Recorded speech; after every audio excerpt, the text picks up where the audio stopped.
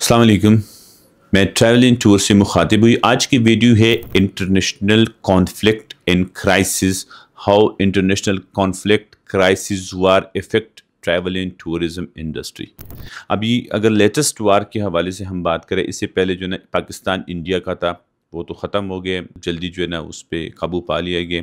अब जो लेटेस्ट चल रहा है इसराइल का और ईरान का, ये टूरिस्ट इंडस्ट्री को कितना इफेक्ट करता है और कितना नुकसान पहुंचाता है ग्लोबल टूरिज्म को, उसके हवाले से हम आज बात करेंगे। जैसा कि आपको पता है कि सबसे अहम बात यह है कि जैसा ही लड़ाई शुरू हो गई, वार शुरू हो गया, तो बहुत सारी कंट्रीज़ ने 5 to 7 कंट्रीज़ ने उसी दिन अपना एयर स्पेस बंद कर दिया। एयर स्पेस का मतलब ये है कि हमारे एरिया में, हमारे कंट्री में कोई भी जहाज़ वगैरह या कोई इन नहीं हो सकता। इसका मतलब ये है कि दुनिया में जितने भी जहाज़ जो है ना एयरलाइन वो ऑपरेट करते हैं, जाते हैं, तो वो किसी न किसी कंट्री की एयर स्पेस को यूज़ करते हैं, जिसके रिगार्डिंग उसको पे करते हैं।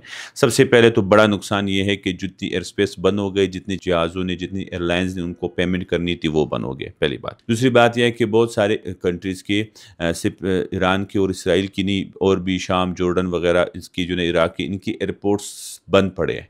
इसका मतलब ये है कि जितनी भी लोगों को ट्रैवल था उसको महदूद कर दिया गया, बल्कि ख़त्म कर दिया गया।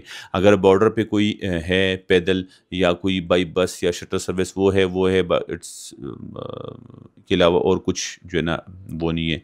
तो सबसे बड़ा नुकसान जो ट्रैवल एंड टूरिज़्म का है वो एयरलाइंस का है। उसके अलावा कंट्री के लिए कितना नुकसान है, क्योंकि आप किसी की मूवमेंट को, किसी की मीटिंग्स को, किसी की कमिटमेंट्स को, सब चीज़ों को एकदम से स्टाफ करते हो।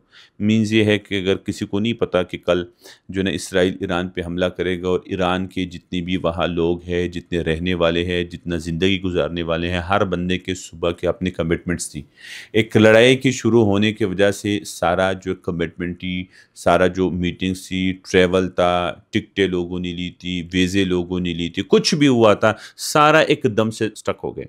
तो इस वजह से ये वार जो है ना वो टूरिज़्म को इस लिहाज से इफ़ेक्ट करता है कि वाहिद ये टूरिज़्म इंडस्ट्री है जो किसी भी वार के, जंग की वजह से सारा के सारा whole soul A to Z बर्बाद हो जाता है। जिधर जंग होता है उधर कोई नहीं आता। सारी दुनिया ने एडवाइजरी जारी कर दिया कि आप अपने शहरियों को कि आप इधर से निकले या न जाए। तो सबसे बड़ा नुकसान वार में, जंग में, अगर किसी इंडस्ट्री का होता है तो वो ट्रैवल एंड टूर का है। 100% जो ना travel and tourism industry effect होती है वार से। तो लिहाजा जंग किसी के फ़ायदे में नहीं है। हाँ, दिफा हर कंट्री का अपना हक है, वो पॉलिटिकल बातें हैं, हम इन डिटेल इन डेप्थ पे नहीं जाएंगे, लेकिन सिर्फ बताने का मकसद ये था कि जिधर जंग होती है, जिधर अमन नहीं होता, वहाँ टूरिज़म नहीं होता।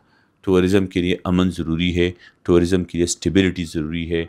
अब जिधर पीस होगा, जिधर स्टेबिलिटी होगी, वहाँ टूरिज़म होगा। लोग आराम सुकून से ट्रैवल करेंगे, इंटरेक्शंस करेंगे, आएंगे जाएंगे, उसमें आसानी होगी। तो लिहाजा हम फिर से कहते हैं, डिफेंस हर कंट्री का हक है, लेकिन से नो टू वार, ताकि टूरिज़म चलता रहे और लोगों की ज़िंदगी आसान। Thank you. अल्लाह हाफिज़।